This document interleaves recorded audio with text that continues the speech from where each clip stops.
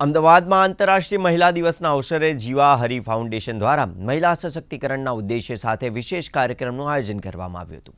તેમજ ઘાટલોડિયા વિસ્તારમાં મહિલાઓની જાગૃતિ રેલી યોજાઈ હતી। સ્વરોજગાર માટે સિલાઈ મશીનનું વિતરણ કરવામાં આવ્યું હતું અને માર્ગદર્શન પણ આપવામાં આવ્યું હતું। આ વર્ષે અત્યાર સુધીમાં 2000થી વધુ બહેનોને સિલાઈ કામની તાલીમ, 800 બહેનોને બ્યુટી પાર્લર કોર્સ, 200 બહેનોને શિક્ષણ તથા 1200 બહેનોને લોનની સુવિધા આપીને આર્થિક રીતે પગભર કરવામાં આવી હતી। આ પ્રવૃત્તિઓથી આર્થિક રીતે નબળા વર્ગની મહિલાઓને વિશેષ લાભ મળ્યો છે। हमारा आसपासनी स्त्रीओने पण जागृत करो, जेम तमे आगळ वधी छो एम एमना पेरेंट्सने बी समजावीने આપણે સ્ત્રીઓ એક પુરુષની સમાન છીએ એવું એમને સમજાવીને આગળ વધો અને પોતે બી આગળ વધો ને એમને બી વધારો। સ્ત્રીઓ આગળ વધે એ જ અમારો ઉદ્દેશ્ય છે।